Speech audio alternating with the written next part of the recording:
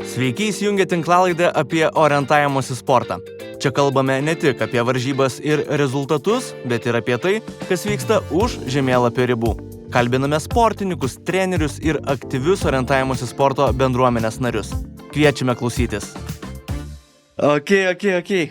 Tai jeigu praėjusį kartą su Jonu Maišeliu tikrai galėjom daug pajokauti, sau leisti čia, buvom šiek tiek pasileidę plaukus, tai šiandieną, Viktorai, daug rimtesnė laida mūsų laukia. Aplanko pats direktorius Jurgis Rubaževičius, tai susikaupsim biški, pasitemsim, iki tol dar galim sau leisti šiek tiek daugiau pablevyzoti ir manau, laikas pereiti turbūt prie mūsų tų startų, kurių buvo ne vienas. Jo, galėsime keliauti prie startų. Šiaip šis mėnuo buvo įspūdingas, nes turėjom ir Baltijos šalių čempionatą, turėjom ir pasaulio taurę bėgte, Europos čempionatą, kuris kartu buvo su pasaulio taurės etapų dviračiais, taip kad mes pasistengsim viską aptarti, žinoma, apžvelgsim ir ROS festivalį ir labai lauksiu, kol mūsų direktorius gyvenime ir prezidentas mūsų bendruomenėje Jurgis prie mūsų prisijungs šiek tiek vėliau, tai galim Šarai dėti prie Baltijos šalių čempionatą. Tai, manau, yra šiek tiek svarbesnių reikalų. Tikrai daug tų sporto renginių vyko ir ne tik orientavimosi sporte. Vilniaus Rytas iškrito ketvirtfinalį Lietuvos krepšinio lygos prie Utenos Juventuso, tai man kaip mes prie šito judama, ne? Kaip dideliam Ryto fanui, kuris, matau, šiek tiek persiorientavo jau iš Žalgirio fanų bazę su naujais marškinėliais. Koks jausmas, kokie įspūdžiai? Jausmas koks? Toks banguotas, kaip ir, manau, mūsų orientavimosi sezonas, kur vieną savaitę tu džiaugiesi tapęs Baltijos šalių galbūt sidabro medalio laimėtojų, o po 2 savaičių išgyveni dramą pasaulio taurės etape sprinte, tai man labai irgi panašus jausmas ir manau, mūsų irgi sportininkams buvo judant prie orientavimosi irgi toks pat jausmas, kad tu Baltijos šalių čempionate pasieki savo, kai kurie netgi daugelis iš mūsų sportininkų pasiekė karjeros rezultatus Baltijos šalių čempionate ir po to tie, kurie dalyvavo pasaulio taurės etape, rezultatai buvo panašiai kaip Vilniaus Ryto iškritusio ketvirtfinalį prieš Juventusą, taip irgi panašus jausmelis turėjo apimti sportininkus. Ir tu paminėjai mano marškinėlius, tai čia yra legendinio dizainerio Aleksandro Pogrebnojaus ir aš turiu tokią svajonę, jog rudenį per Europos čempionatą mūsų komanda irgi dėvėtų Aleksandro Pogrebnojaus kurtus marškinėlius, tai tikiuosi mano svajonė išsipildys. Jo, tai aš tikiuosi, kad federacija uždirbs tiek daug pinigų, kiek tu uždirbi, kad galėtum tokius įsigyti. Ne, aš taupiau 5 metus, taupiau, kol susitaupiau ir pagaliau įgyvendinau savo svajonę, tai tikiuosi ir mano kita svajonė irgi bus įgyvendinta. Ok, tai kaip tik paminėję ne jau tą Baltijos šalių čempionatą, tai galima, manau, nuo jo ir pradėti. Jo, mes galime pristatyti iš esmės, kas tai yra per Baltijos šalių čempionatas.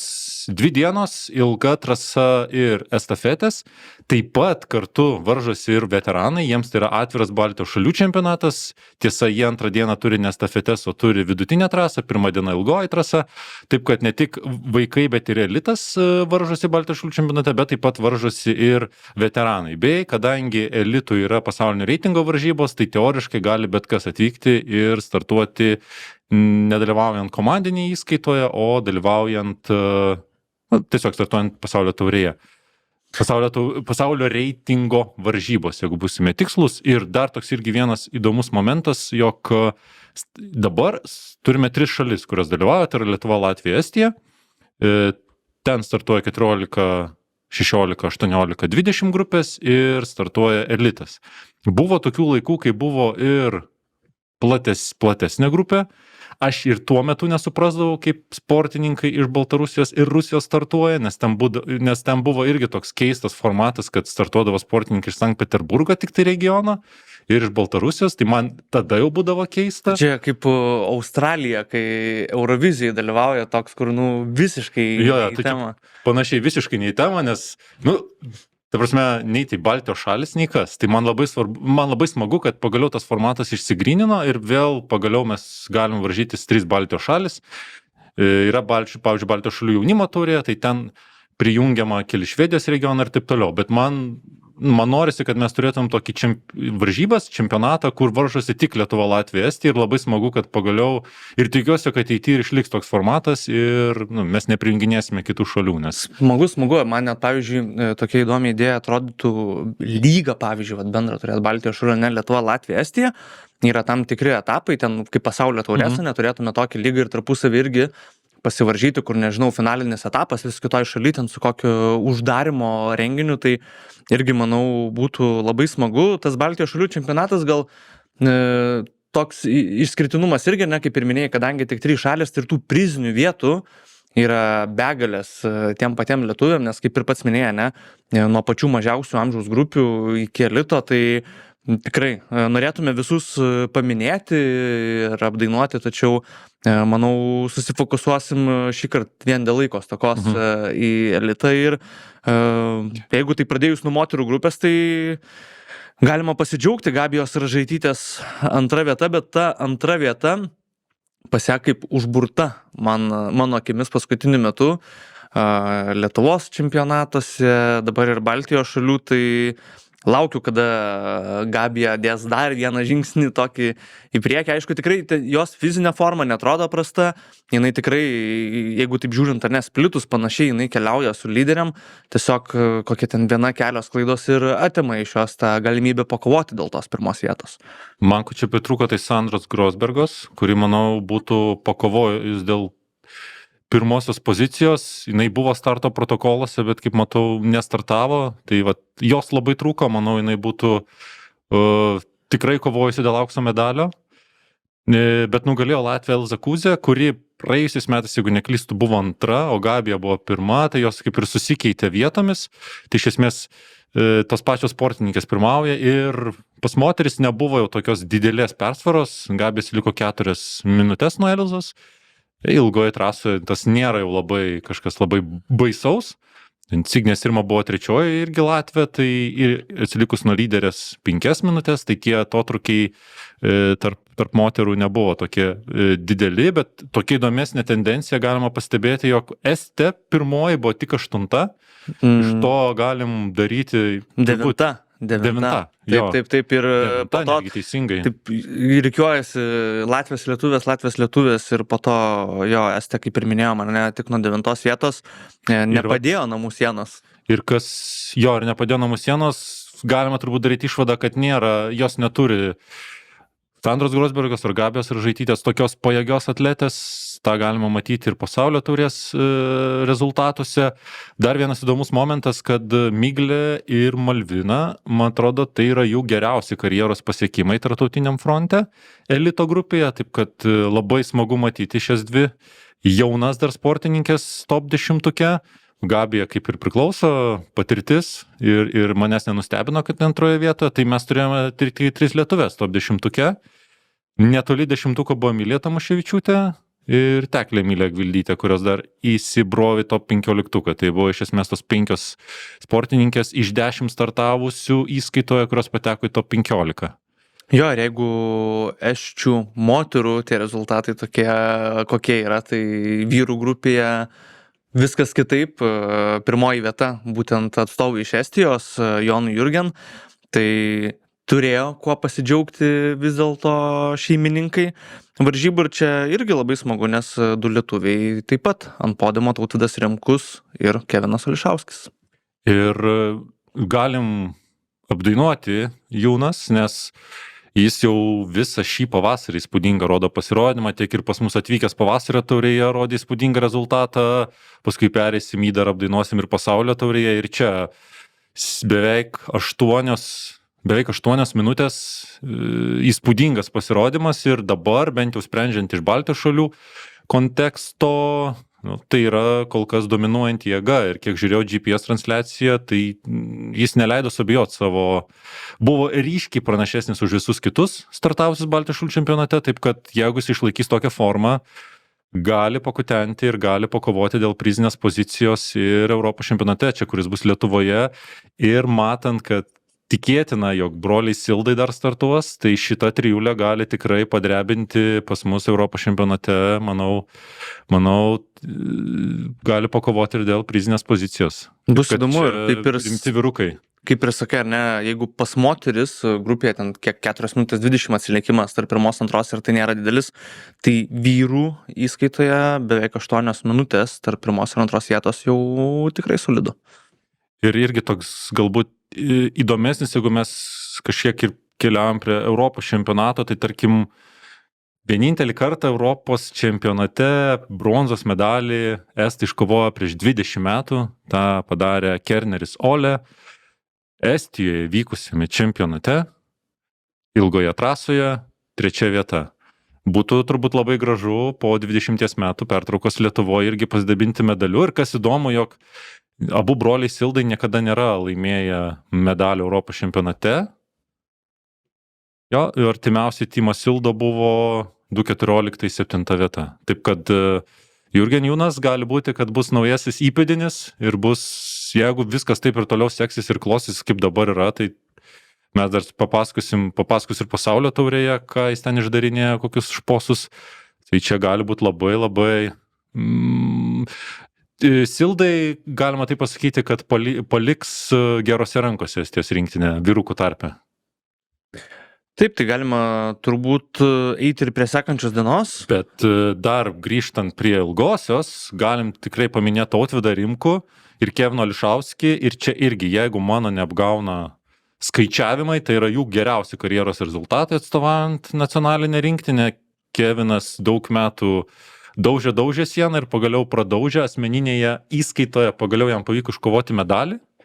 Ir tikrai galime pasveikinti su tuo kryptingas darbas duoda rezultatų ir davė bronzos medalį. Dar jeigu 10-uke mes pasižiūrėsim, Vilio Leliūną smagu matyti, Martinis Sirmais, 2 jau veteraniško amžiaus vyrukai ir vis dar puikios sportinės formos, tai kad labai smagu matyti šios 2 vyrukus. Artūras Paulinis buvo 12, jis puikiai pasirodė stafetėse, galėsim perėti prie stafečių, bet irgi smagu, jog jis rado jėgų sugrįžti po dopingo diskvalifikacijos ir smagu tai, kad žmogus nepalūžo ir vis dėlto rado jėgų, atsitėsi ir bando grįžti į didįjį orientavimosi sportą bėgte, taip kad tikiuosi, jog jau tos visos negandos praeityje ir daugiau jau dopingo nebevartos, pasimokys iš savo klaidų ir dar keletą metų mus džiugins savo kovingumu. Su to dopingo vartojimu tokį irgi priminiai man kažkada yra klausę olimpinių sportininkų, ar sutiktumėt vartoti dopingą, jeigu žinotumėt, kad laimėsite aukso medalį, jūs mirsite po kelių metų, bet nieks nesužinos, kad jūs vartojate dopingą. Tai ten irgi nustebino, tiksliai skaičių neatsimenu, bet didžioji dauguma atletų sutiko, jo, būtent dėl to aukso medalio vartoti tą draudžiamą preparatą. Kaip pats vartotum? Ne. Aukso medalis, Viktorai. Skulptūra turbūt nusimatytų Vilniui pastatyta. Tie visi šalutiniai efektai ir paskui sugadinta sveikata. Ta prasme, jau geriau likti be medalio, bet su sveikata, negu paskui kęsti šalutinius efektus. Tai manau, kad aš geriau rinkčiau sveikatą negu save žalojimą dėl metalinio gabalėlio. Nu, žinai, tas gabalėlis, jeigu skulptūrą pastatytų, tai gal ir visai kitaip. Bet dar koks yra įdomus niuansas, mes prieš perinant prie stafetės galim dar apžvelgti, kaip buvo taškų situacija. Ir kas įdomu yra, aš dabar pats tą pirmą kartą sužinojau, 14 grupės neskaičiuojami yra taškai įskaitoje ir po pirmos dienos Latvija pirmavo prieš Lietuvą tik nežymiai, Estija buvo 3 ir gerokai buvo atsilikusi. Ir pereinant prie estafetės taškų, čia jau Latvija dominavo ir tai lėmė, jog jį laimėjo ir team score arba kitaip komandinė įskaita ir gana užtikrintai. Tai 14 grupė pasirodo neskaičiuojama, man tai buvo toks, siurprizas, bet pasirodo, kad jie netraukiami įskaita bendros taškų skaičiavimo. Tai tokia įdomybė. Bet vis tiek tai nereiškia, kad 14-iniai ten, ta prasme, vis tiek jie kovoja dėl medalių, bet tiesiog jų neskaičiuojami rezultatai į taškus bendrus. O nėra paaiškinta, kodėl? Čia jau nežinau, čia tik gal Vilius atsakys. Vilius. Galit komentaruose paklausti. Gal gali paaiškinti. Tikrai komentuokite po mūsų tinklalaidę, man rodos, praėjusią tinklalaidę, paskutinį kartą, kai tikrinau, nebuvo nei vieno komentaro. Net mano mama nieko nepakomentavo, nepagyrė mūsų su Viktoru, tai tikrai mes kritikuojam, pakritikuokit ir mus, pagirkit, jeigu yra už ką ir tikrai paspauskit ir patiktuką ir pasidalinkit, norime, kad daugiau žmonių vis tiek pamatytų tą tinklalaidę, kad ne tik savo su Viktoru ir jum tik tai pasišnekėtume, bet kad ir daugiau žmonių tikrai galėtų sužinoti apie tai, ką mes čia veikiam. Nes čia vis tiek manau, kad tai yra federacijų vidinis sprendimas, nes bent jau taisyklėse tai tiesiog yra paprastas sakinys, kad 14 grupės individualios distancijos rezultatai nėra skaičiuojami. Ir daugiau, žinai, neparašyta, kokia priežastis. Tai ta priežastis, manau, yra tiesiog iš lūpų į lūpas susitarta posėdyje ir tiesiog, manau, kad ta priežastis yra gana paprasta, kad 14 vis tiek, jie dar yra tik be pradedantys. Tai ir mažiausiai nuspėjami turbūt yra, gali tikrai visokių fokusų, kas galbūt bendraja prasme labai iškraipytų, jie tik tai pradeda, kaip ir sakei, tik tai mokosi, tai ten kažkokia didesnė klaida ar kažkoks stresas papildomas tik tai gali sujaukti tą bendrą paveikslą. Ir taip greitai perbėgant tada per estafečių rezultatus, bent jau vyrų elitas čia nustebino Latvijos antrosios komandos siautėjimas, kur du labai jau patyrė vyrukai ir pasaulio čempionas Edgars Bertuks ir mūsų jau minėtas Artūras Paulinšs, kur vyrukai jau gerokai amžiuje ir jie tiesiog kartu su Matis Saulėte ištraukė pergalę komandai. Latvijos pirma komanda su Jakabs Lotsmelis, Ainars Lupikis ir Uldis Upitis buvo antri. Kas įdomu, Uldis Upitis pasitraukė ilgos trasos distancijoje, jisai tiesiog trasos jau beveik pabaigoje tiesiog parbėgo į finišą ir nebaigė trasos, bet kitą dieną jis užfiksavo geriausią rezultatą ir net aplenkė 2 minutėmis mūsų apdainuotąjį Jurgen Jūnas. Ir kadangi Jurgen Jūnas neprabėgo taip greitai kaip Uldis Upitis, tai neleido Estijai būti prizininkais, nes jų pirmas etapas Ukula Ortali komanda gerokai trinktelėjo žemyn ir jau paskui Erasmus Priks ir Jurgen Jūnas bandė traukti, bet nepavyko pritraukti, nors nedaug buvo trūkę. O treti, ketvirti buvo lietuviai. Jo, tai kaip ir minėjai, jeigu Latvija netraukė pirmoji komanda, tai pas mus irgi Tautvydas Rimkus turėjo nemažai darbo, jeigu ne po Dovydo etapo buvome pirmi, tai po Kevino pakritume. Tikrai žemiau, tai Tautvydui Rimkui buvo padirbėti lemta ir labai smagu, kad viskas ir pasisekė, tikrai. Dar kartą pasikartosiu. Turbūt jis labai gerai pasiruošė šiam sezonui Tautvydas ir matosi tai ir jo rezultatas. O perbėgant trupai per moterų elito rezultatus, tai buvo Latvijos festivalis, dvi Latvių komandos pirmos ir gana užtikrinta persvara, trečios lietuvės Emilija Miglė ir Gabija, tada jau ketvirtas Estes, kas ir turbūt nėra jokio, kaip sakyti, siurprizo, nes kadangi jos buvo 9-10, tai atitinkamai pažiūrėjus, kad Latvių daugiausiai buvo top 10, tai rezultatas tendencingas ir 5 lietuvės, vėl 6 tada Estes.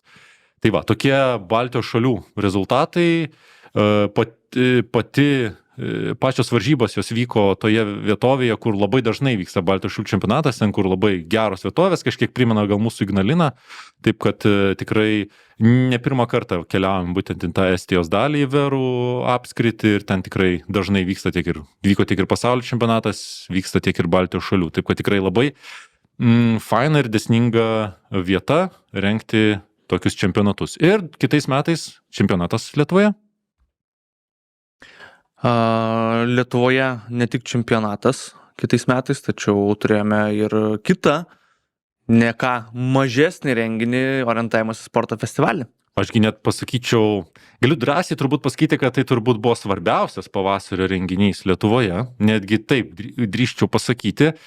Ir praėjusiais metais festivalis vyko Kaune, šiais metais jis buvo šiek tiek Vilniuje kuklesnis, bet tikrai nebuvo prastesnis. Bet tas kuklesnis irgi, nes girdėjau šiandieną irgi tokių nuomonių, kad tas žmonių kiekis atrodė mažesnis, tačiau tai bendrai paėmus, tai šnekėjau su organizatoriais, kad šiaip kokybiškas, geras renginys, tų žmonių nesimatė, kad tiek mažiau būtų pritraukta iš šalies, negu buvo Kaune, tačiau gal buvo pasigesta labiau pačių mūsų atstovų, iš sporto mokyklų, mūsų bendruomenės narių.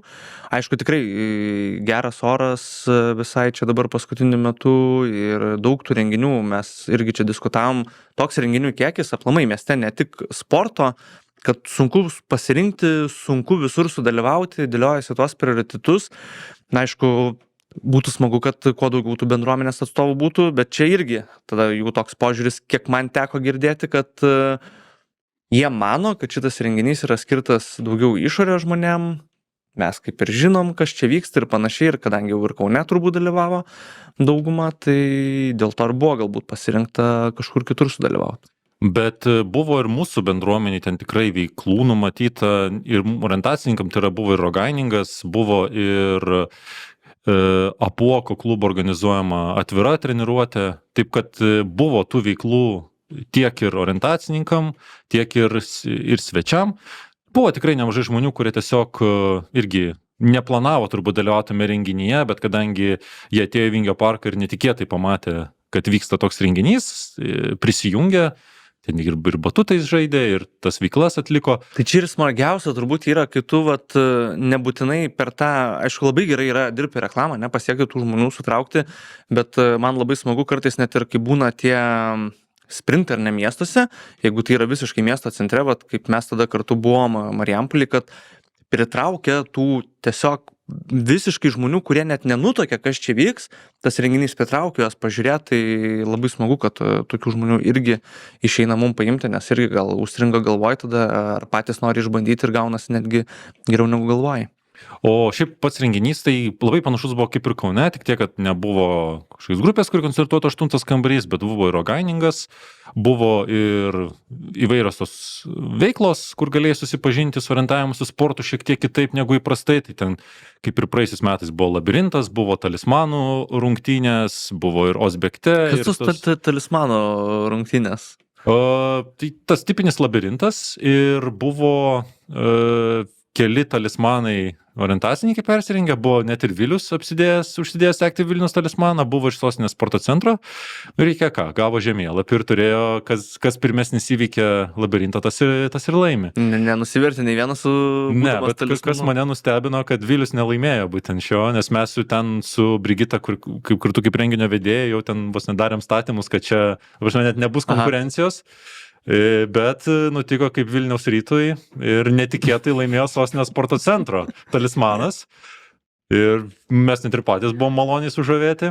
Žinai, Vilius kai toks kūdas labai nepratęs prie didelio svorio nešiot, žinai, tai tas talismanas sveria vis dėlto. Bet kaip ten, bėgti, aš esu buvęs kažkada šiaip persirengęs talismanų, ten yra žiauriai karšta, tu ten visas prakaituoji, stovėdamas, jam paidamas. Jeigu ten dar bėgti su to visu kostiumu, tai aš nuoširdžiai turbūt infarktą gaučiau. Vilius taip, jis buvo tikrai buvo suprakaitavęs, žmogus tikrai vargo, bet ėmėsi iniciatyvos užkurti atmosferą ir manau, kad jam irgi buvo labai smagu, nežinia, gal mes ir dažniau išvysime ir orientavimuose varžybose persirengus talismanų, nes jam mačiau, kad visai patiko. Vieną kartą bandęs būti talismanų, negali sustoti turbūt tai. Jo, tai buvo ir varžytuvės, buvo mini rogainingas, biatlonas, Judita Traubaitė buvo, kuri irgi supažindino su biatlonu, buvo ir Ospūzlė, ženklai, takais, buvo ir partneriai, tai mes kiek ir kalbėjom su partneriais, tai jie buvo visai džiaugiasi dalyvių skaičiumi, nes sakė, tikrai netrūko jiems žmonių, kurie prieidavo, klausinėdavo, tai buvo ir Šaulių sąjunga, buvo Kurčiųjų sporto komiteto iššūkis, tai yra Tomas Kuzminskis mokė šventės dalyvius įvairių gestų, pavyzdžiui, kaip punktas ir taip toliau. Parodė kaip punktas. Aš galiu tik blogus parodyti, kaip smagračius. Nes mes su Brigita irgi, mes eidavom prie partnerių ir klausdavom. Brigita Virbalytė klausdavo tokių, žinai, kaip žurnalistė, tokių sausesnių klausimų, o aš galvoju, reikia prie kiekvieno kokį nors crazy kokį. Tai ten buvo vertėja, tai mes ir klausom Tomo, Tomai, čia vat yra punktas dar, o gali parodyti kokį keiksmažodį. Ir Tomas sako, gerai, o taip šūdas yra, o daugiau jau nesakysiu, ta prasme. Nu jo, jau ir užteko, manau, gestų pamokų. Tada Sostinės sporto centras buvo, Lietuvos antidopingas, tai irgi mes pabandžiau irgi antidopingo agentūros, kad Testą ir buvo teigiamas. Ne dėl testo, bet kad papasakotų kokių nors tokių kaip čia, delikačių, tokių galbūt įdomesnių ar jokingesnių situacijų, kokių yra buvę. Tai pasako, pavyzdžiui, kad vienas kultūristas, turbūt ten, man atrodo, buvo kultūrizmo gal, ar, žodžiu, iš tos serijos varžybos ir pamatė, kad antidopingas, tai tiesiog net nestartavo žmogus. Tiek išsigando, kad net atsisakė startuoti. Aš esu dirbęs sporto klube, girdėjau, kai kultūristai treniruojasi, tiesiog ten sportuoja arba jo ten kokios varžybos, jie sužino, kad antidopingas varžybos baigėsi. Tiesiog visi išsibėgioja kaip tarakonai. Tai va, ir saugomos teritorijos, tai irgi paklausinėjom, kokios teritorijos, kokie draustiniai būna. Paklaus, kokie draustiniai, tai kai pradėjau vardinti, supratau, kad tų draustinių yra tiek, kad jeigu dabar visus jas išvardinčiau, tai ir visa tinklalaidė praeitų, ir Jurgis nesulauktų savo eilės, tai visai smagiai.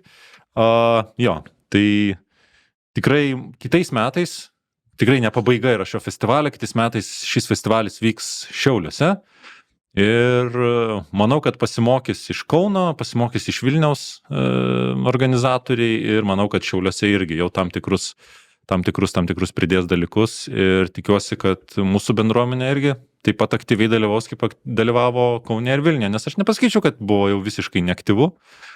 Tikrai, manau, nemaža dalis bendruomenės dalyvavo, o tikiuosi, kad jau Šiauliuose dar labiau bus aktyviau dalyvaujama. Ok, tai tokie tie smagus renginiai čia buvo Lietuvoje ir manau, galime pereiti vėl prie sporto. Prie pasaulio taurės gal. Prie pasaulio taurės, taip. Ozbekte ir ten buvo tokių visokių kuriozinių dalykų, nes tikrai rekomenduoju pasižiūrėti transliacijas, nes gal pradėsim nuo tokių pikantiškesnių. Tai šiaip pasaulio taurės metu dažniausiai dabar, ir Europos čempionato, pasaulio čempionato metu būna lyderių kėdutės arba lyderių krėslai, kur tu atsisėdi ir kadangi esi lyderis, tai tu tiesiog lauki, kol tave kažkas išstums iš lyderio pozicijos, arba jeigu ne, tai tu ten... Tai švedai rado rėmėją lovas. Tai tiesiog buvo ne krėslas, o lova. Ir buvo žiauriai juokinga per sprintą. Finišuoja moteris, Simona Abersold, Šveicarijos atletė, atsigula ant tos lovos ir laukia, kol vyrukai finišuos. Ir ten, žinai, ten vieni guli, kiti ten tiesiog persirenginėja, o ta lova tai tokia, žinai, ten kontinental lova. Žiauriai geras. Ten jau, jau gali gerai pamiegot. Ir ten jau irgi galas, jos vaikinas Kasper Foster paskutinis startavo ir ten prieš jį Tomas Heikkila iš Suomijos buvo lyderis. Ir ką, Suomis prigulė prie Simonos. Ir rodo, žinai, jisai guli su ja, guli ir grįžta jau jos vaikinas Kasperas. Ir jisai, aišku, laimi. O Heikkila jisai nėra iš tų žmonių, kuris būtų labai emocingas ir kažkaip. Ir toje veido išraiška, tai juokingai, toje veido išraiška dar tokia, ir žinai, tas Kasperas finišuoja, eina prie tos lovos ir tas toksai nusibaudęs, palieka tą lovą ir sako, vos negerai, užleidžia ją tau. Ir tada ką, porelė ir atsigula į lovą ir finalo pabaiga. Tai toks labai juokingas ir įdomus sprendimas. Lova, tai jau... Bet čia 10 balų, suprastai. Ta brandą aš jau atsiminiau, tą prekinį ženklą, tai jau tikrai. Tai jau lovą užsakinėsi iš... Kaip manai, va dabar Lietuvos čempionatas artėja, kokį Lietuvos gamintoją mes galėtumėm... Ai, nenoriu čia dabar reklamuoti, kol mūsų nerime, bet nežinau, tai... Bet mes tikrai turim lovų gamintojų, tai Arboro gali irgi paprašyti, gal kuris nors mūsų lovų gamintojas attemps į Lietuvos čempionatą. Žiauriai geras būtų žiauriai juokinga ir... Tada dar ko išsiskyrė šį pasaulio taurė dirbtinių tvorų gausa. Ta prasme, aš įsijungiau žiūrėti GPS transliaciją, man akys, pradėjo tiesiog šokinėti į skirtingas pusės, aš pavargau. pavargau stebėti, nes tiesiog, ten tiesiog toks jausmas, kad pasimtum žurnaliuką, žinai, ten kokį vaikišką, Donaldas ir kiti ir labirintas spręstum, tipo, kuo greičiau. Ten visur tvoros, ten net iki tokio lygio, kad prekybos centrą jau užtvėrė, parkavimo aikštelę užtvėrė, ta prasme, kaip jiems pavyko tiek viską susiderinti su miestu, tai čia kosmosas. Bet be to, tai būtų turbūt labai žiauriai neįdomus sprintas, bet tos tvoros padarė tą sprintą daug įdomesnį. Ir dar, kuo išsiskyrė šį pasaulio turė, tai nežmoniška konkurencija. Jeigu, tarkim, Daniel Hupman užėmė 25 vietą sprinte, jeigu neklystu, ir jis pralošė, ar tai 20 sekundžių gal nugalėtojai. Ta prasme, jis 6:12 gal ar 6 sekundės skyrė iki top 6. Tai ten tiesiog kosminė konkurencija. Jonas Jurgenis buvo 12, pralošęs 9 sekundės gal nugalėtojai, ar 12 sekundžių. Ta prasme, ten sekundė į sekundę visi tilpo ir nežmoniška tiesiog konkurencija pas merginas irgi ten, ta prasme, sekundės į sekundę. Ir šiaip tokiam žemėlapį, kur tiek daug tvorų, nu, tai tau tiesiog elementariai. Vienas netas pagalvojimas, į tą pusę bėgį atrodo ten praeisi ir viskas. Ir tu degini laiką, čia kaip Kevino Ališausko irgi skaičiau Stravai komentarą. Nu tiesiog galvoja, kad pralys. Bėgo, taigi jis dar susiprato, net nedabėgęs, kad ten yra tvora ir turėjo grįžti atgal. Bam, 20 sekundžių nėra. Kiek pritrūko sekundžių iki kito etapo? 24 beros. Ir viskas, ir tau sudega visi šansai. Tai pavyzdžiui, ir ta eliminavimo sprintas, kokia ten buvo drama finale, ten tokios taktikos, ten... Aš ten tiesiog buvau šokiruotas gerąją prasme, kaip ten kokia kova vyko.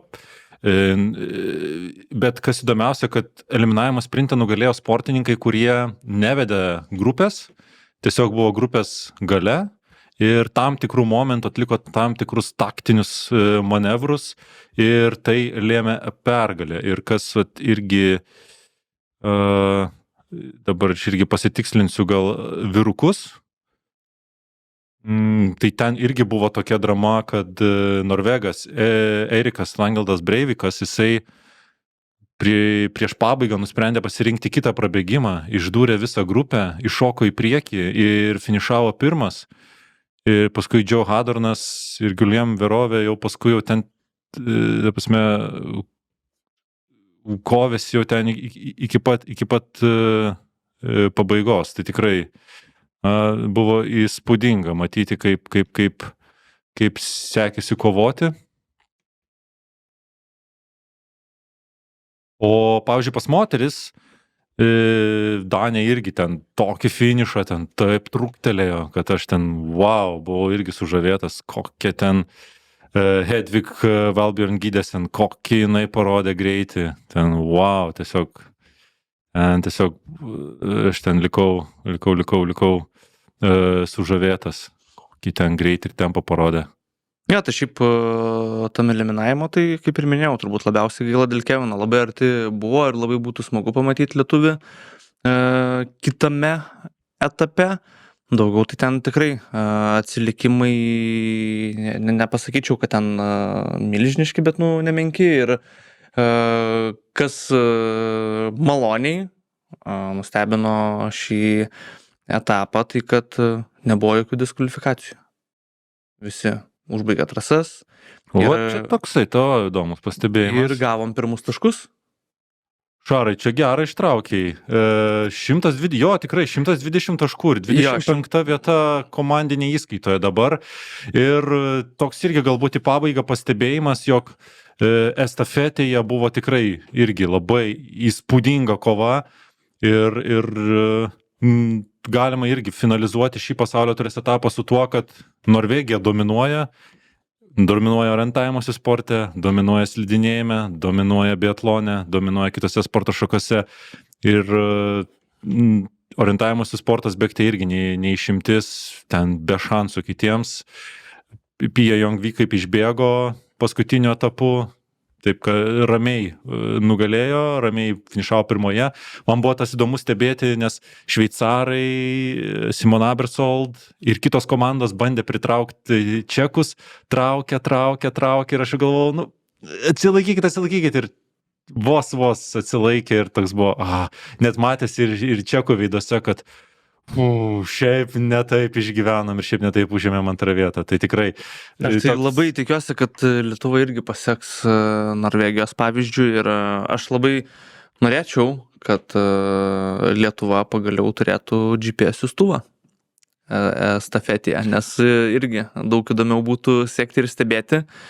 Ir kad parodytų Lietuvą per televiziją, nes dabar toks transliacija žiauri faina, bet labai gaila, kad mes ten neturime transliacijoje Lietuvos, tai mano irgi galbūt būtų tokia svajonė, kad mes turėtumėm ir Lietuvos atstovus rodomus per televizorių, kai jau vyksta pati transliacija, nes tada mes irgi galbūt galėtumėm ir Lietuvoje tam tikrų metų turėti transliaciją lietuvių kalbą, nes dabar tu arba turi per VPN jungtis į švedišką variantą, arba turi tada mokėti ir žiūrėti anglišką versiją. Tai būtų labai faina, kad mes kažkada galbūt ateityje turėtumėm ir tą mūsų lietuvišką akcentą transliacijoje.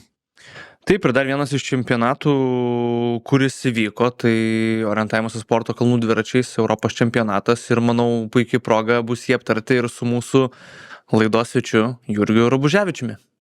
Tai kaip ir minėjau, ar ne, jeigu su praėjusią laidą tikrai galėjome sau leist pajokauti, tai šį kartą šiek tiek rimties pas mūsų studijoje, nes atėjo tikrai žmogus pasitempęs su marškiniais, prezidentas, direktorius, visų galų specialistas Jurgis Rubuževičius. Sveiki. Sveiki. Malonu, ačiū, kad pakvietėt. Smagu. Esat dalyvavęs kokių tinklalaidžių be mūsų anksčiau? Bet galvojau, aš čia prisipažinti ar ne, bet žinokit, šita tinklalaidė pirmoji. Šiaip interviu esu davęs daug visokių stand-upų filmavęsis, bet į tinklalaidę kažkaip vis sugebėdavau išsisukti nuo jų. Bet jau šį kartą supratau, kad teks sudalyvauti.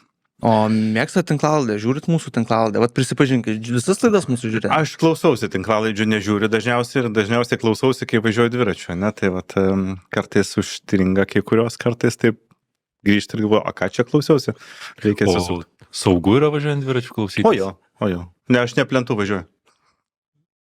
Aš tai vat kaip tik plentu, kai važiuoju klausau, o jeigu jau važiuoti į mišką, man jau tada baisu, kad aš neišgirsiu, kaip koks medis lūžta ir kad išvengčiau ten kokios nors kliūties. Tai pats, kaip ir minėjot, ar ne, važinėja dviračių, visi tai puikiai žinome ir iš tikrųjų su Viktoru kaip tik kalbėjome apie įvairius startus, kurie įvyko per pastarąjį mėnesį ir turėjom tikrai labai daug gerų įspūdžių ir emocijų atnešusi Europos orientavimusis sporto kalnų dviračiais čempionatą. Portugalija įvyko.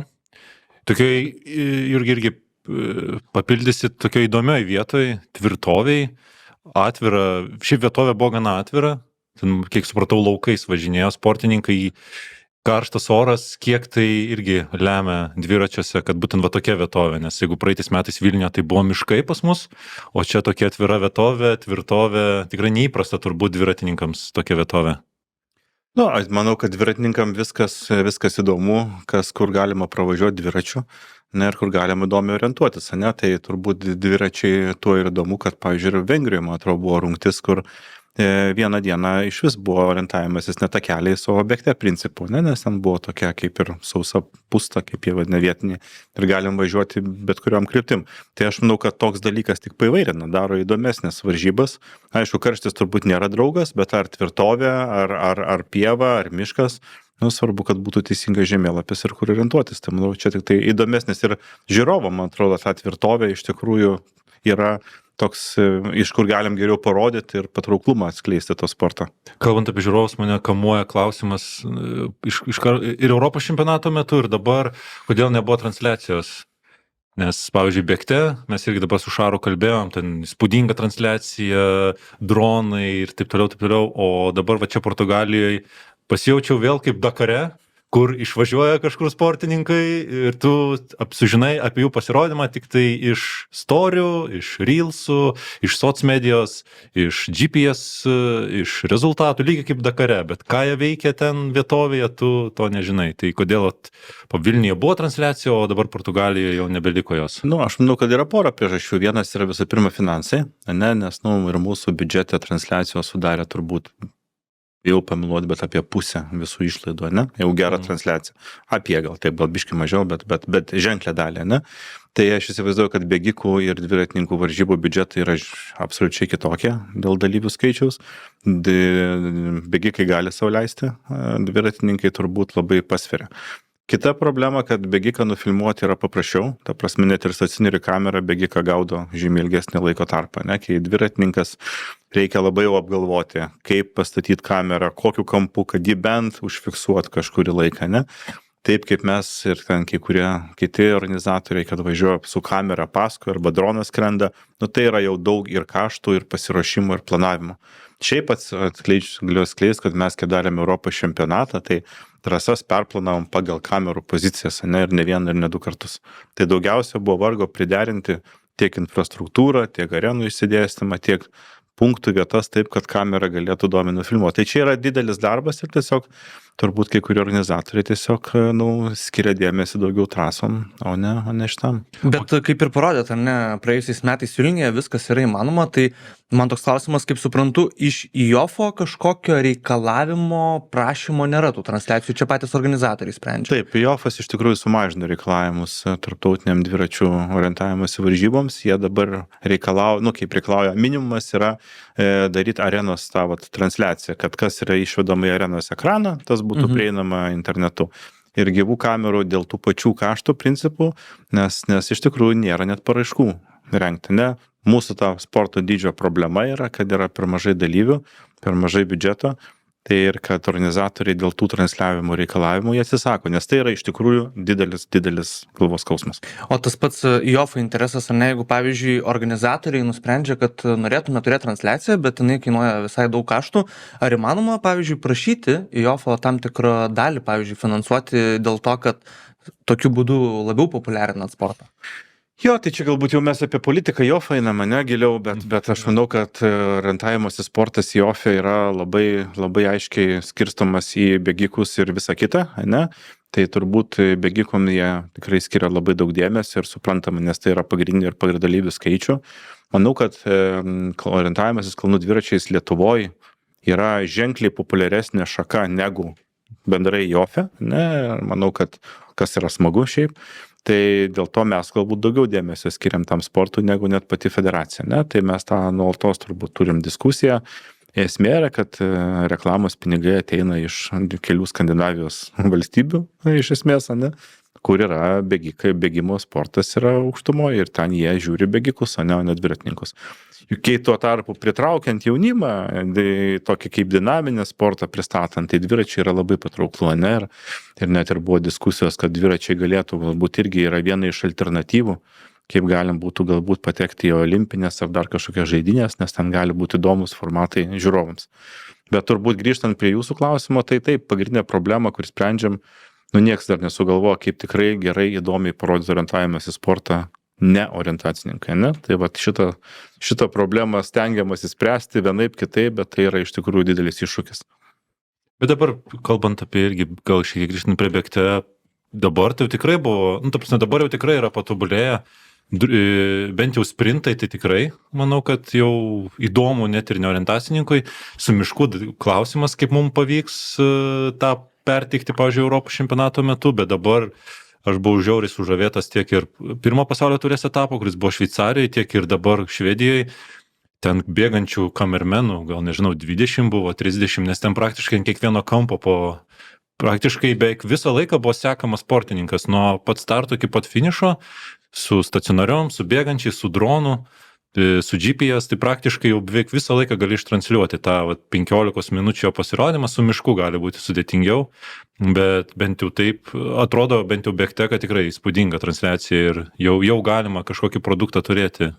Tai pritariu, kad sprintas, mes ir diskutavome, sprintas ar super sprintas, ne, yra turbūt viena iš tų arba galbūt kryptis, ne, kurią juda visas vizualika ar sporto nušvietimas, orientavimas, kur yra daug dedama ir kur yra galbūt pasiekimai, matome, ne, kad tu gali parodyti mažoj mažoje erdvėje, tą sportininką galim nuolat sekti, galų gale žiūrovas atpažįsta tuos pačius kelius, mato, kaip vienas sportininkas renkasi vieną kelią, kitą kelią, sakysim, bet Edinburgė, man atrodo, pernai buvo, kur pasaulio čempionatas sprinto, ne? Tai yra užpernai, čia gal buvo užpernai, jo.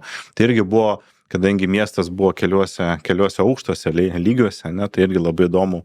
Galim buvo taip suderinti kameras ir matyti pasirinkimus. Tikrai, aš nesakau, kad jokio progreso nėra. Aš manau, kad tikrai per dronai, GPS-ai, sugretinimas žemėlapio animacijos, GPS-o vaizdo išbėgančios kameros, tai yra tas, kaip sakyti, tas kelias, kuriuo truputį einama.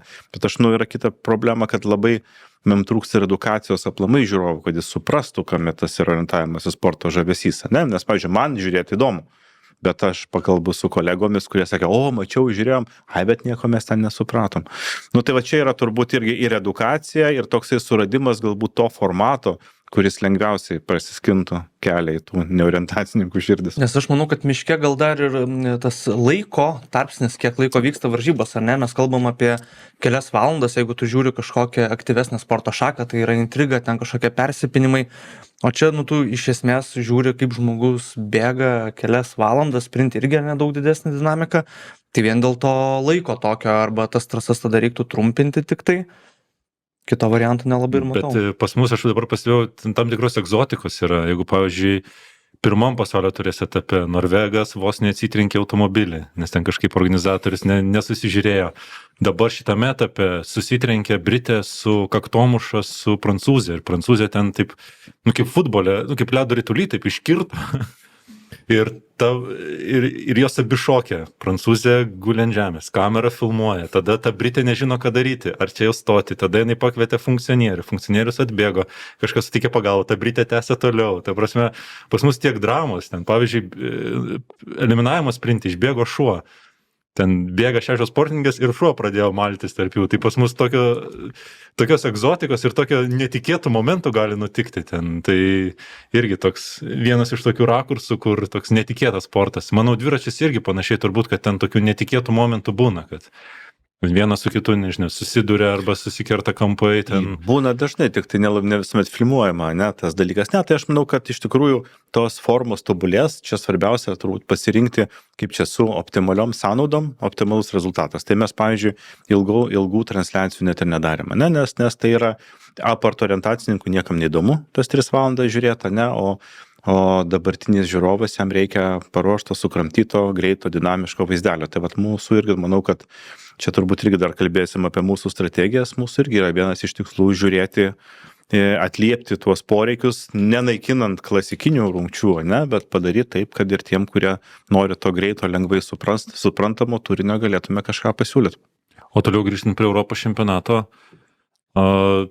ten irgi dar šiek tiek iš organizacinės pusės, reiškia, reikalavimai nėra labai aukšti, nes palyginus, koks buvo Vilniuje arenos vaizdas ir dabar matant nuotraukas, video medžiagą iš dabartinio čempionato, tai ten kaip diena ir naktis skiriasi ir apdovanojimų ceremonijos ir taip toliau. Tai nėra kažkokio tokio reikalavimo, kad ten būtinai turi būti stendas 3x3, ten ir panašiai, ten labai laisvai turbūt žiūrima. Mes labai daug diskutuojam ir su komisija, kad ir taip jau tų reikalavimų yra aibės, jeigu jūs pažiūrėtumėt, kaip reikia sudaryti starto protokolus, kokios yra taisyklės, trasų sudėliojama, yra antiek viskas išrašyta ir suspecifikuota, kad kartais sunku surasti realybę, kuri galėtų atitikti tas taisyklės, ne? Tai aš manau, kad labai fain, kad yra mažinamas tas privalomas standartas. Aš manau, kad natūraliai, jeigu bus konkurencija tarp organizatorių, ne, tas lygis kils. Kol konkurencijos nėra, tol manau, kad visi džiaugiasi, kad yra gerai suplanuotos trasos, gerai padaryti žemėlapiai, vietoj sustatyti punktai, ne, ir teisingai suskaičiuoti rezultatą ir veikianti sistemą. Tai yra tas minimumas, ne, kurio manau, kad reikia visiems atletam. Ne. Taip, aišku, kai yra varžybos, prie kurios net interviu, reiškia, nėra senelės, kur paimti, ne, tai nepadeda mūsų sporto populiarinimą. Ne.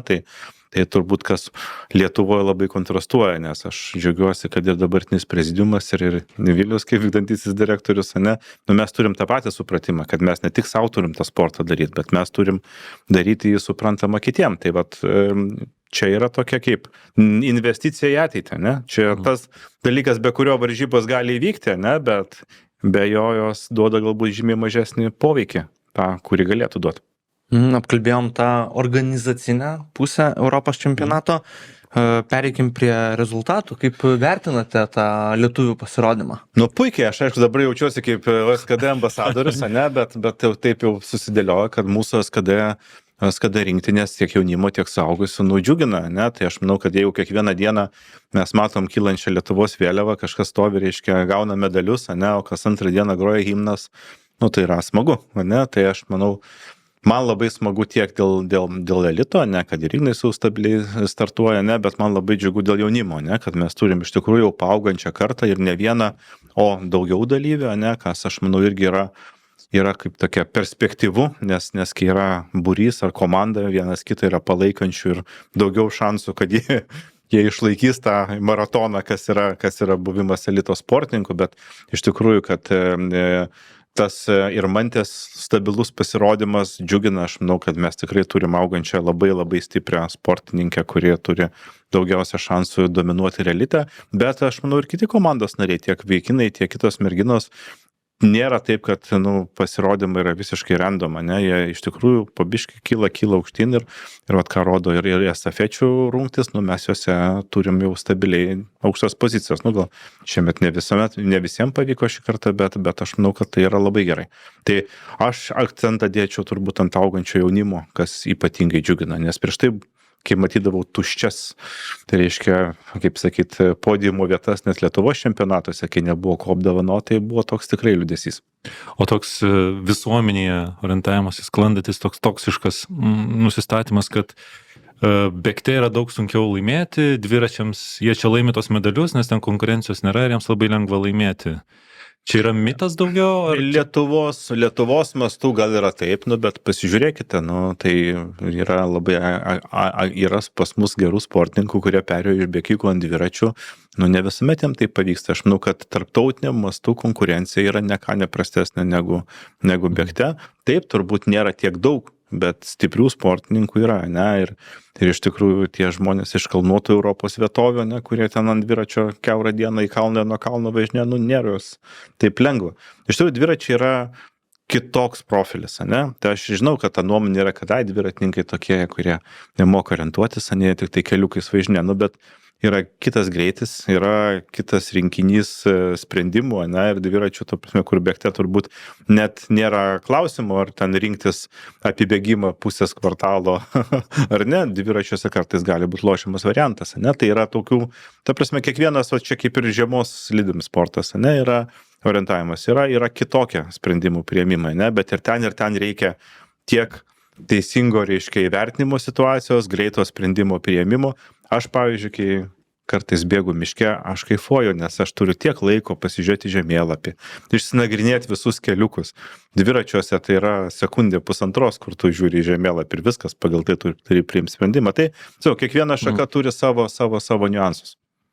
Iš tikrųjų, tai minėjot, ar net augant jaunimą, tai labai smagu dėl ir Mantės Aleliūnaitės pasirodymo. 3 berods aukso medaliai iš 4 galimų ir tą 4 tikrai irgi ir Mantė galėjo paimti.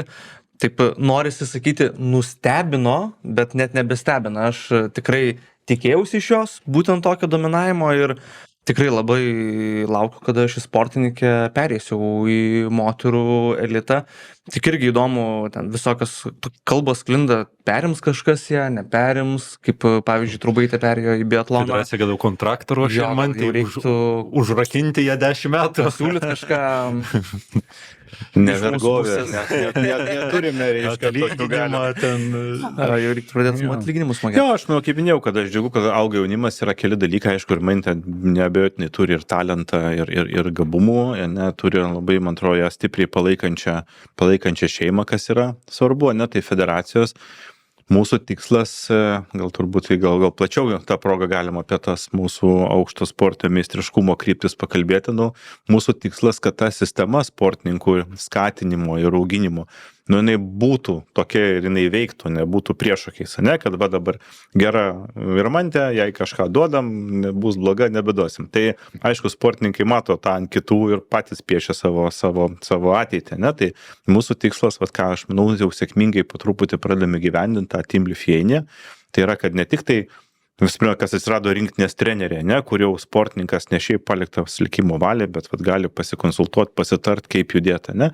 Bet mes turime ir sportininkų medicinę patikrą, ne, kaip čia techninę apžiūrą, ne, įvertinam, ko jam trūksta, kaip, bet to varžybose turim ir kineziterapeutę, ne, kurie padeda jam. Tai aš manau, kad čia vienas iš tų kelių žingsnių, ne, kur mes bandom padėti tiem sportininkam labiau koncentruotis, duodam jiem tai, ko trūksta, ne, kad tų rezultatų bent jau atsirastų. Ne. Tai aš matau, kad jeigu vėlgi rezultatai bus, ne, jeigu ir Mantė gaus pas mus ir matys, kad mes jai padedam ir jinai pasiekia tuos rezultatus, aš nematau priežasčių. Aišku, ten turbūt olimpiniam sporte yra didesnės galimybės finansinės, ne, bet aišku, yra ir kitų aspektų, ne. Tai stengsimės, kaip sakyt, būti geresni, ne būti gražesni. Aš manau, kad Judita irgi ne visam pabėgo į biatloną. Kiek aš žinau, jinai irgi nepasirašo amžinai į biatloną, aš labai tikiu, kad jinai grįš, nes vis tiek orientavimas į sportas yra toks įdomus sportas. Jis ne tik tai kūnui, bet ir galvai, ne? Tai aš manau, kad tai, kas supranta, kas mėgaujasi tom, tai jie vertina tą sportą. Aišku, kuo ilgiau ir Mantė mus džiugins, to bus smagiau. Tai natūralu. Smagu, kad ne tik jinai džiugino, bet ir Ignas Ambrazas. Jo, Igno Ambrazo ta 3 vieta, tai nes praėjusiam Europos čempionate Lietuvoje jisai laimėjo medalį tik tai su komanda stafetė, jis labai arti buvo, tačiau nepavyko ir labai smagu, kad man buvo labai įdomu, kaip jiems seksis, nes jisai visą tą pasiruošimo sezoną, nes su Team Lithuania nepraleido, nevažiavo į tas stovyklas kartu, jisai buvo užsienyje ir buvo įdomu, kokios jisai čia formos atvažiuos ir ką gali parodyti, ir tiek Lietuvos čempionatuose jau buvo ir laimėjęs prieš tą patį Joną Maišelį, ir dabar 3 vieta, tai labai smagu ir pasveikinu Igną, džiaugiuosi dėl jo, šiek tiek iš Jono tikėjaus galbūt geresnių rezultatų, čia ta 1 vieta pasaulio taurės ar ne etape jau užliuliavo šiek tiek mane asmeniškai, vėl prisiminiau praėjusių metų medalių kolekciją Europos čempionate, tai labai daug tikėjausi ir šiemet, tai silpnesnis biški pasirodymas, tačiau su komanda. Ir vėl kaip praėjusiais metais 2 vieta, jeigu pernai metais vyko didelė kova beveik iki galo dėl 1 vietos, tai šį kartą dėl 2, 3, ten tikrai iki pat finišo tiesiosios kovojom, tai dėl to labai smagu, kad ir vėl 2 vieta. Ten Algirda tokią klaidą padarė vieną, aš žiūrėjau jos interviu, privažiavo kontrolinį punktą, pakėlė galvą, jo nėra, pradėjo apvažinėti aplinkui, nebesupranta, kas daros, vėl grįžo atgal ir pasirodo, jinai visiškai ten pat buvo, čiut giliau buvo tas kontrolinis punktas, tai labai smagu, kad iš tikrųjų tiek Ignas, tiek Jonas pavyko jiems abiem kartu atlošti tą visą laiką ir tikrai smagiai uždaryti čempionatą. Ir Jonas pasaulio taurėje dabar 4 vis dar lieka po 2 etapo. Ignas irgi kilstelėjo save į 12 poziciją, mane tai labiausiai nustebino Hannes Gnilica, turbūt taip jo pavardę reikia tarti, iš Austrijos. Visus 3 laimėjo etapus, jiem dar mažiau negu 23 metai, tai čia tikiuosi, kad auga nauja žvaigždė ir kad jisai tikrai rodys įspūdingus rezultatus ir toliau. Ir jau po 2 etapo jis tvirtai staisis lyderio pozicijų 520 taškų, aišku, ir U23 lyderis, taip kad nenustabu, Austrija, kalnai ir aišku, orientavimasis sportas nėra toks, kur tu kaip slidinėjame, jeigu tu paimi 10 metų ir dominuoji, tai čia vieni pirmauja, kiti ne, tau čempionatas galbūt silpnesnis, vietovė galbūt netokia, tai žodžiu pas mus nėra taip, kad vienas dominuos 10 metų vienintelis, tai tuo įdomu gal yra. Jo, mes manau, kad ir Jono sėkmė, aš visų pirma, Igno sėkmė labai džiaugiuosi, ne, Ignas tikrai nuosekliai matosi, kaip jis dirba, siekia užsibrėžto tikslo, tai labai, manau, geras pavyzdys ir jauniems sportininkam, ne. Jonas irgi, aš manau, kad pastaruosius metus jis demonstruoja pakankamai gerą stabilumą. Taip, natūralu, kad kai yra taurės etapas Lietuvoje, pavyzdžiui, Portugalijoje, yra skirtingos ir dangos, ir klimatas galų gale gali įtakoti, galų gale yra tos konkrečios dienos situacija, tai aš turbūt smagu būtų, jeigu kiekvieną kartą garantuotai įvažiuotų į kažkokią ten gerą, blizgančią medalio poziciją, bet aš manau, kad jau mes nuolatos esam arti podiumo arba ant podiumo, tai jau yra didelis rezultatas. Ne? Jeigu mūsų bėgte rinktinė irgi judėtų tokia linkme, aš manau, kad visi tikrai džiaugtumėmės ir plotumėm katučio. Ne? Tai o pas moteris, tai Algirda dabar pasaulio turi 16.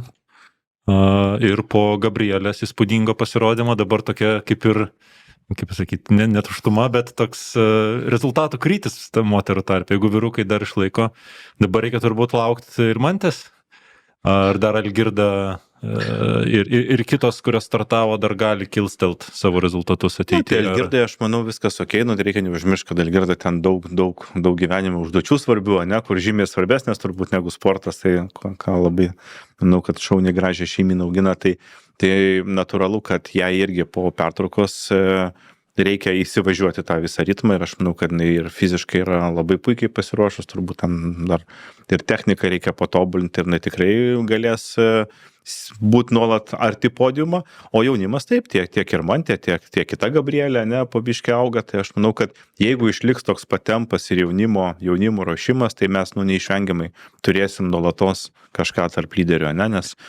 kada pas mus stiprus iš tikrųjų, ne, Lietuvoje. Ir keliaujant prie ateities startų, laukia pasaulio čempionatą Švedijoje Mūrai. Kokios ten vietovės ir ko ten reikia tikėtis? Ten baisus kalnai, ar ten dar nežinia? Nežinau, žinok, ten nebuvau. Čia gal reikia klausti labiau mūsų rinktinės treneris, kurie žiūri. Tai jau, Švedijos vietovės labai yra įvairios, ne, iš tikrųjų. Ten vien kiek teko būti, visos varžybos yra, kas džiugu, yra pakankamai ir techniškos, ir įdomios, ne, švedai turi tikrai gerą orientavimąsi tą mokyklą, ne, tai gal nebus labai karšta, tikėkimės. Mane dar toks klausimas kamuoja, kur Norvegai. Jeigu mes irgi su Šarūnu kalbėjom, bėgte Norvegai dabar dominuoja, turi žiauriai stipriai ir sprinto komandą, ir miške, bet MTBO nėra Norvegų. Čia taip istoriškai susiklosti, ar jie tiesiog nepripažįsta šitos rungties? Ne, tai yra turbūt jie, kadangi labai yra stipri bėgimo mokykla, ne, tai iš tikrųjų, kaip ir minėjau, tai Norvegai ir patys skandinavai yra tas pats ajofas, ne, tai ta filosofija, kad čia yra, nu, toksai pussportis, o ne sportas, tai pas juos yra krauja, ne, turbūt ir pačiam Oringene pilnavertės kalnų dviračiais trasos atsirado ne taip seniai, ne, aš dar pats atsimenu, kai ten yra Oringenas, ne, ir kažkas kažkur ten šalia. Tai va taip kaip dabar, kad tai yra pilnavertė programa, tai man atrodo, kiek 5-6 metai turbūt ne daugiau atsirado. Tai aš manau, kad atsiras ir pas juos yra važiuojančių, vienas kitas, ne, bet nu, viskam reikia laiko. Ir pas mus, aš manau, tas jaunimas jis neatsirado per vieną dieną, ne, tai atsirado kai kurie treneriai, kurie vargo, vežiojo, kažką užkrėtė, kažkieno tėvai bandė savo vaikus, ne, aš nesėkmingai, ne, bandžiau, neišsilaikė mano dukra, ne, dukros tiksliau. Jo, bet tai užima laiko, ne, tai aš manau, kad tai dėl to aš akcentuoju, kad mums reikia jaunimo ruošimą tą pradėti ir neapleisti, nes paskui neturėsim. Paminėtų Ringeną, ten vyksta ir bėgte, ir dviračiais. Lietuvoje dabar pastebėjau tokią tendenciją, kad bėgte ir dviračių varžybos jau bandoma daryti kiek įmanoma atskirai. Ar jūs irgi esat už tą, kad bėgte būtų atskirai, dviračiai atskirai, ar reikėtų vis tiek dar jungti ir kartu turėti tą patį renginį? Nes kur yra turbūt esminė problema, bėgte vietovės, jos yra įdomios bėgikams, bet dviratininkams ten nėra ką veikti ir dviratininkams atvirkščiai. Ten, kur dviratininkams labai geros, bėgikams tada tos vietovės neįdomios. Tai ar ta tendencija ir toliau bus tokia, kad tos bus varžybos atskiros, ar bus dar irgi bandoma kažkaip jungtis ir turėti tas bendras bėgikų ir dviratininkų varžybas, kaip dabar Kapa, Oringenas, nors jos kaip ir irgi atrodo vienodos, bet net varžybų centrai ten turbūt kitose vietose vyksta ir jos nors po to pačiu ženklu, bet realiai tai dvi skirtingos varžybos turbūt. Realiai taip ir yra. Aš manau, kad mes čia nelabai galime įtakoti, turbūt čia tik tai, kad Lietuvos taurė yra turbūt vienas iš tokių miks varžybų, kurios po federacijos vėliava yra, ne, čempionatai visą laiką vyksta atskirai. Kaip ir atsakėte tą klausimą, kadangi suderinti vietovės yra labai sudėtinga, arba tikrai tada turi būti unikali vieta, kur yra dviratininkų ir bėgikų vietovės viena šalia kitos. Aišku, turbūt orientavimuose dvasios, ne, ir tokios bendrumo prasme, tai tos varžybos yra labai smagu, ne? Tai aš manau, kad jeigu takas ir anksčiau buvo daugiau tokio kaip Kapo, ne Latvijoje, išlaikys tą formatą ir netingės rengti, nes, pavyzdžiui, Vilniaus Daugainėje jau nebeliko dviračio, ne? Rengti tokias varžybas ir tiem, ir kitiem, ne, galbūt pamažinant šiek tiek kaip čia techninį lygį, ne, bet užtat atnešant daugiau tokio tikros varžybų dvasios, tai bus labai smagu, ne. Ir aišku, mes skatinam, kad gal net ir mes kalbam ir su mūsų komitetų takais, ne, OS takais, kad galim ir takais surengti varžybas, ne, kad tikrai būtų visas spektras. Aš man atrodo, čia buvo takas, kuris buvo pajūry, kada buvo galima išbandyti, tai krūva bandančių OS takais, ne, tai tikrai irgi labai įdomi, aš irgi turbūt pasijaučiau, kaip kartais suprantu dabar, kaip kiti dviračių žiūri, kurie nebandė. Tai man irgi žiūrėjau tavas takais, kažkokias keistas sportas, bet kaip pas pabandžiau, žiauriai įdomu. Iš tikrųjų, labai įdomu, ne? Ir jeigu būtų daugiau galimybių nespecialiai važiuojant tokiuose varžybose sudalyvauti, ne, tai būtų labai smagu. Pavyzdžiui, aš žinau sportininkai, kurie tokie ir bėga ir važiuoja, nes jai patinka ir tas, tai sudalyvauja abiejose rungtyse. Tai aš už tai, kad ten, kur suderinama, taip, bet aišku, per prievartą derinti ir liepti organizatoriam, tai, vėlgi mes irgi suprantam, kad ten tai yra dvi atskiros, kaip ir pats minėjai, varžybos, ne? Nes tai yra iš esmės atskiri žemėlapiai, atskiros starto komandos, dažniausiai atskiros atsižymėjimo sistemos, nes pas mus yra kitokie atstumai. Tai yra praktiškai dvigubas darbas, ne visi norimtis. O jūs minėjot, takas, jeigu netingėtų, ne, ir darytų kartu tas toks skambus, ne, dabar mano tas išiškimas, bet aš labiau tiesiog tam, kad pereiti prie aplamai varžybų organizavimo, ar ne, mes su Viktoru pastebėjome, kad paraiškų skaičius aplamai organizuoti varžybas yra labai sumažėjęs. Tai gal irgi galit pakomentuoti jūsų manimų, kodėl tokia situacija susidarė ir kodėl nebesiema klubai aplamai organizuoti. Nes aš pridėsiu irgi prieš Šarūno, aš turiu tokį pomėgį žiūrėti prezidiumo protokolus. Tai man užkliuvo, kad, tarkim, kitais metais Lietuvos taurė organizuoja, siūlosi vienas klubas ir tada ten techninis komitetas ir prezidiumas balsuoja iš vieno organizatorius. Ten Lietuvos čempionatas, kai vidutinė, tik vienas klubas pasiūlo. Man atrodo, gal tik sprintas buvo, kur iš dviejų klubų. Iš Fortūnos ir dabar neatsimenu dar, kuris klubas siūlėsi. Tai gaunasi arba du klubai, arba vienas. Ir tu realiai renkiesi iš vieno. Neseniai buvo, kad net nebuvo aplamai paraiškų. Jo, buvo aplamai. Tai mes ne unikalūs, šiaip ką minėjau, kad MTBO komisija, kai mes pasakėm, kad galbūt mes organizuosime kokią U23 čempionatą 28 metais, sakė, viskas, granted. Iš karto, net be klausimų, ne? Dar gal jūs galite pakeisti, sakėm, ne. Gerai, viskas, ta prasme, tik tai imkite, ne? Taip, orientavimas į sportas, nekomercinis sportas, ne? Jis yra paremtas savanorystė, tai irgi viena iš tų temų, ne? Ir viena iš mūsų strateginių krypčių, tą savanorystę skatinti, ne? Šiaip dabar, kai visi eina į virtualią erdvę, visi rūpinasi savais reikalais, nėra populiaru eiti ir daryti kažkam labdarą, ne? Tai iš tikrųjų tai yra, kas darė varžybas, tas žino, kad taip, tai galbūt galų gale paskutinė diena yra fain, smagu su chebra susėsti ir atšvęsti gerai padarytas varžybas, bet iki tol tai yra juodas darbas. Ir kai kiti eina ten, žiūrėti televizorių ir gerti alų, kažkas kitas turi sėdėti, planuoti, galvoti iki nakties, dėlioti būsimų varžybų planą. Ir aš ten, nesakiau, kad netingėtų ir padarytų, ne, aš tikrai jokių būdų, nes aš manau, kiekvienas varžybų darimas yra jau netinginiavimas, ne. Tiesiog aš manau, kad, tas gebėjimas, ne, ir kaip klubuose vyksta kartų kaita, ne, organizatoriuose, kartais būna labai organizuotų ir tokių entuziastingų žmonių bendraminčių komanda, kurie viens kitą užveda, kaip kažkada buvo, kaip tas takas gimė. Ten irgi buvo komanda bendraminčių, kurie pradėjo ir tikrai užvedė ir takas buvo, aš atsimenu, su mūsų merginom, tai buvo pats metų įvykis, ne? Takas būdavo pagrindinis. Negu kapo, man atrodo, kai... Taip, bet paskui jo kartos pasikeitė, tai kiti organizatoriai, ir natūralu, kad, ta prasme, nereikia norėti, kad viskas išliktų amžinai, ne? Tai, bet natūralu, kad mūsų noras, kad ta konkurencija būtų, ne? Nes kai reikia prašyti, tada nei kokybės gali prašyti, nei dar kažką.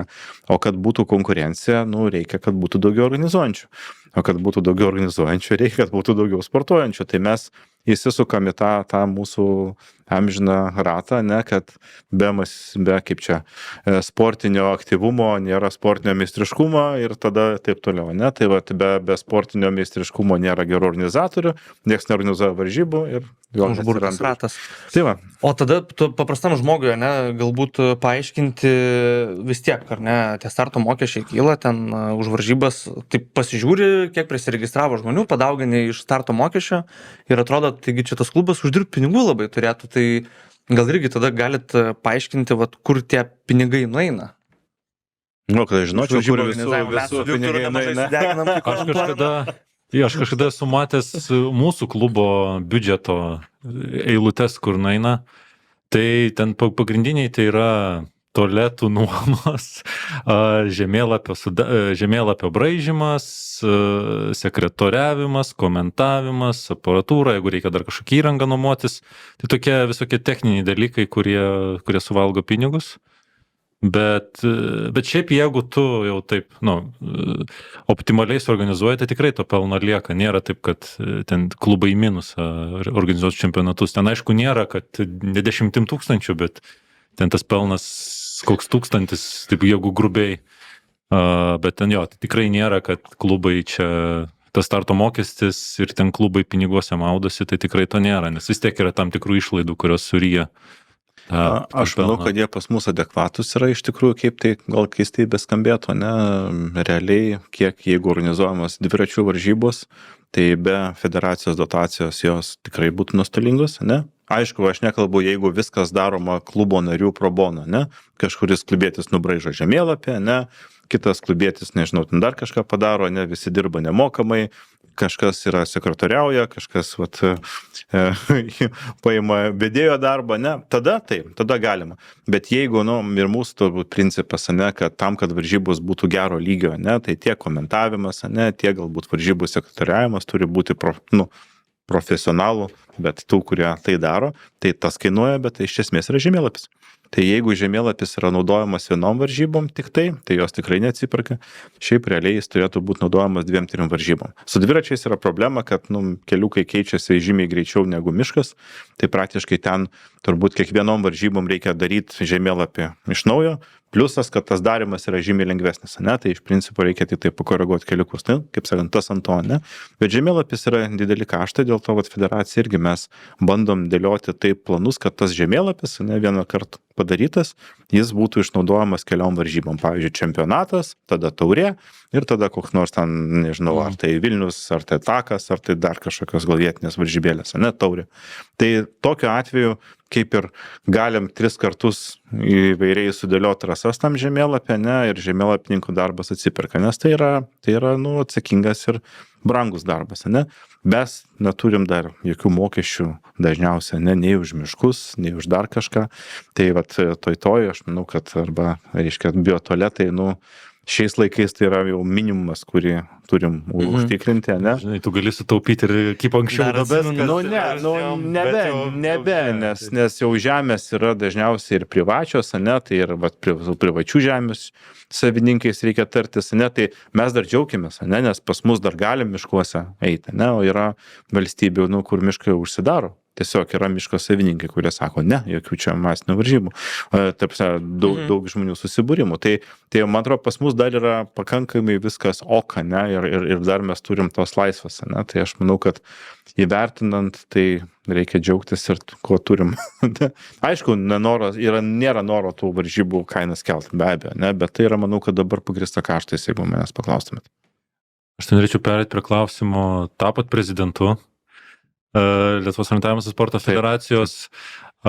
Kokia buvo jūsų motyvacija tapti prezidentu? Vilius įkalbėjo. Ne, jeigu rimtai, tai man kažkaip tas kelias labai toks keistas buvo, nes nors aš sporte esu aš bandžiau skaičiuoti, nes kažkaip paklausė tada, tai nuo 81, nes aš buvau 6 klasėje, kai pradėjau pirmą kartą dar su treneriu Riabovu, atsimenu, išvežė tą patį verkių žemėlapį, kuriame čia neseniai irgi vyko tarptautinės varžybos, nedavė tokią fotografijos dydžio juodai baltą žemėlapį. Grįžom. Tai nors kodėl visos linijos juodos, tai ir kaip ten galim kažką susigauti, buvo sudėtinga, ne?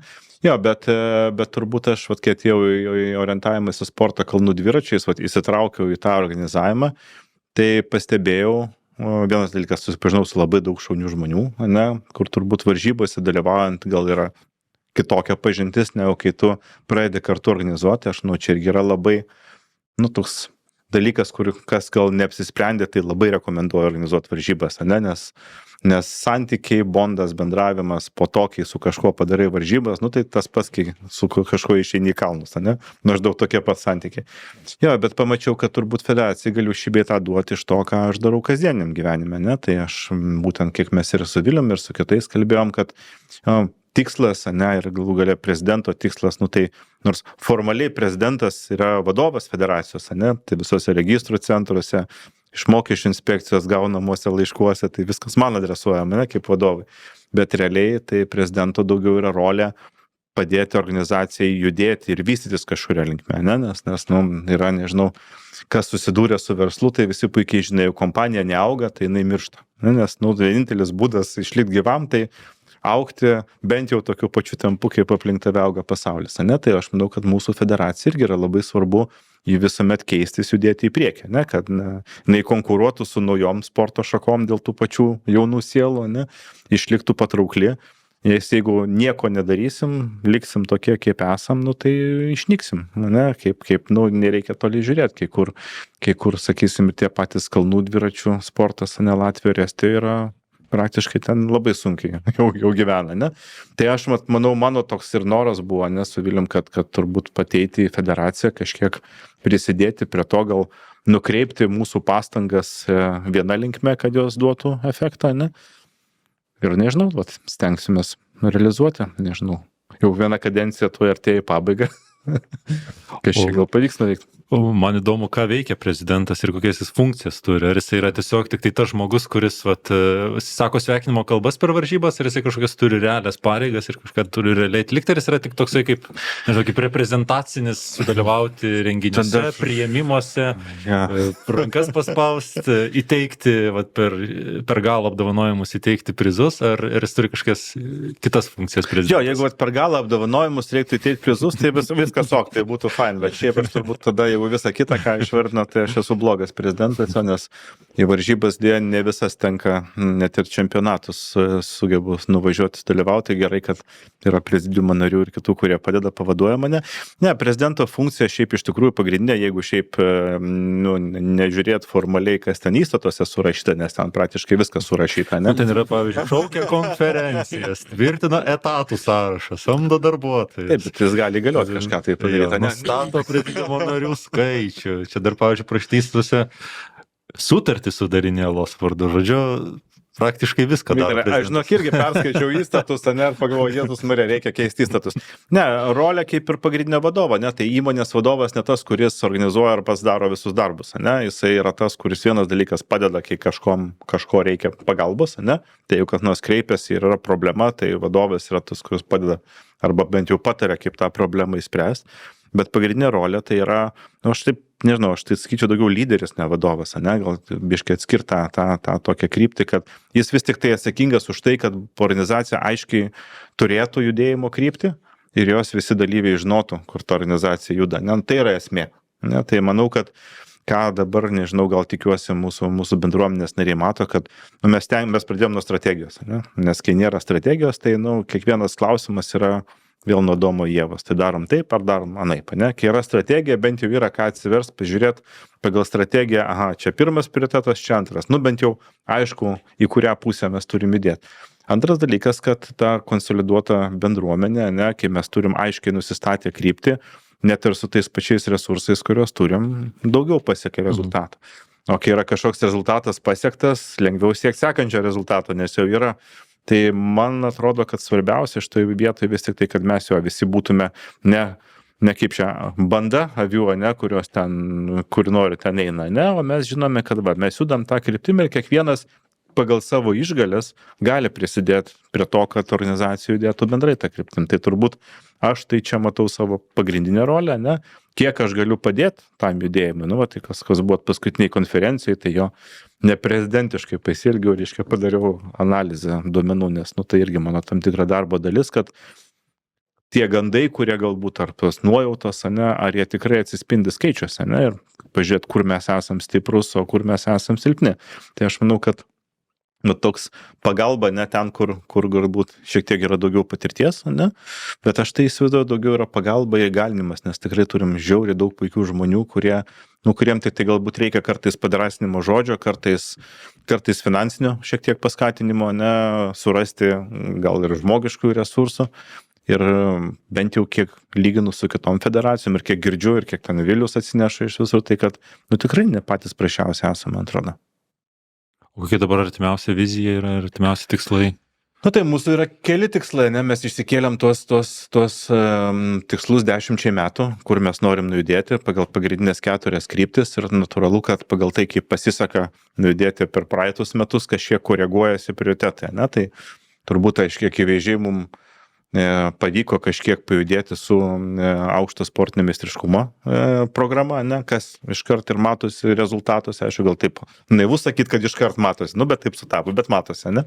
Mes labai leginam atsiliekam dviejose dalykuose, ne, vienas tai yra su moksleivių ir su mokyklų įtraukimu, ne, kur čia, aišku, sudėtinga ne vien tik mes, čia yra ir mokyklos, ne, kur aš kadangi irgi savo versle turiu labai ryšį ir santykį su mokyklom, žinau, kaip ten nelengva su jais yra dirbti.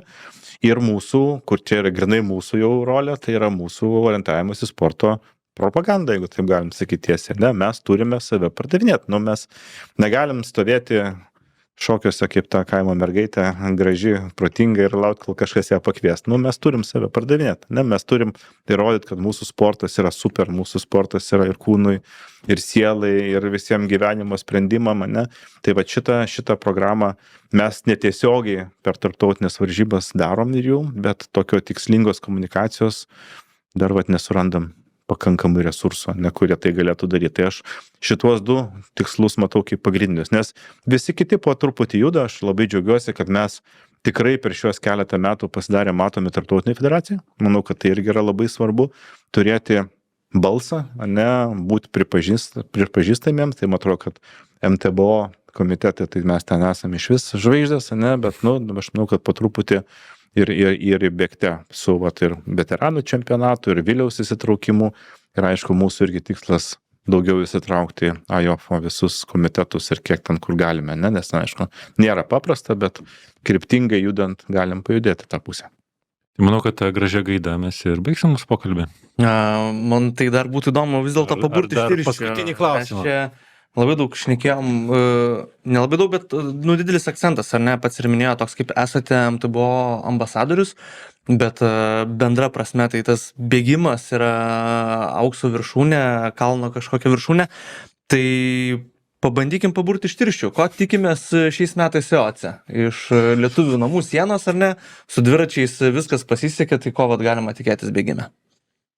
Sunkus klausimas. Aš galiu pradėti, nes aš nenoriu, ko baisiausia, kai iškelia aukštus tikslus, ne, tada labai baisu, nes visi perdega, ne, nuo tų aukštų tikslų, ne. Aš galiu pradėti nuo pesimizmo, o jūs jau tada galėsit pozityviau pabaigti, nes aš džiaugsiuosi, jeigu bent vienas pateks iš mūsiškių finalą. Tai mano tokie visiškai yra žemi lūkesčiai. Tai aš džiaugsiuosi, kad kad bent vienas vyras bei viena moteris pateks į finalus visose, rungtyse. Vidutiniai, ilgoje ir tada estafetėje 15 ar 10 būtų aš jau džiaugčiausi ir aš būčiau laimingas. Tai mano lūkesčiai labai nedideli. Aš tai pavyzdžiui, džiaugčiausi, jeigu top 6 būtų bent vienas estafetėse. Manoma? Viskas įmanoma, tai aš tai džiaugčiausi, jeigu praeitų puikiai šitas čempionatas, ne?